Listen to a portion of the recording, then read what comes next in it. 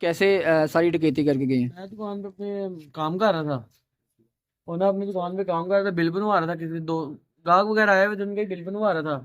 एकदम ही वो आए हैं तो 1 to 5 पे आए हैं। पहले एक दफा इधर से गुजर के भी गए हैं, तो वापसी भी आए हैं। इधर आते ही उन्होंने खड़ा किया 1 to 5।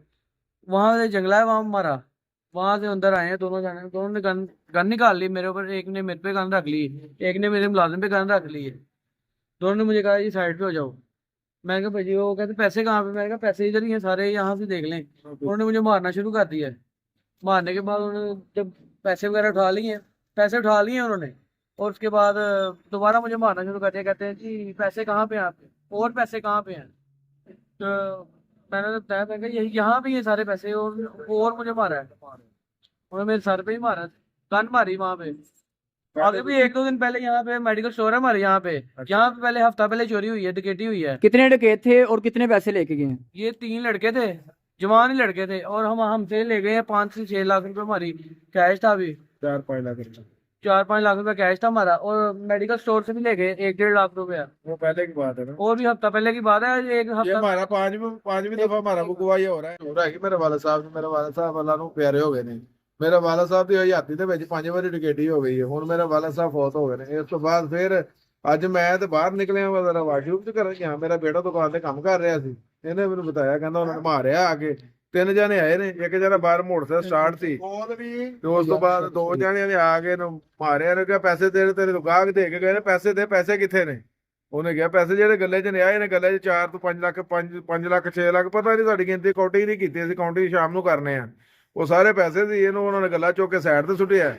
ਬਾਕੀ ਲੋਹੇ ਦਾ ਗੱਲਾ ਸਾਈਡ ਤੇ ਪਿਆ ਸੀ, ਉਹਦੇ ਵਿੱਚ ਵੀ ਉਹਨਾਂ ਸਾਰੇ ਹੱਥ ਸ਼ੱਤ ਮਾਰੇ ਨੇ।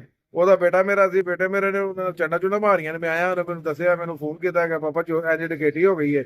ਉਹਨਾਂ ਨੇ ਕਾਫੀ ਬਣਾ ਕੇ ਲਿਆ। ਪਹਿਲੇ ਤੇ ਮੈਡੀਕਲ ਸਟੋਰ ਤੇ ਹੋਈ ਹੈ, ਨਾਲ ਗਲੀ 'ਚ ਸਾਡੇ ਡਕੈਟੀ ਹੋਈ ਹੈ।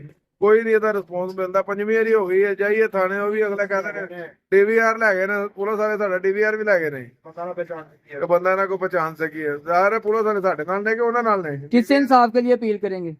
साहब के लिए हमें इंसाफ मिले। 5वीं दफा हमारा काम हो गया, 6वीं दफा हमारे कोई रिस्पॉन्स नहीं मिला। हाँ, जंगले भी लगाए हैं, कैमरे भी लगाए हैं, क्या फायदा जंगले कैमरे का?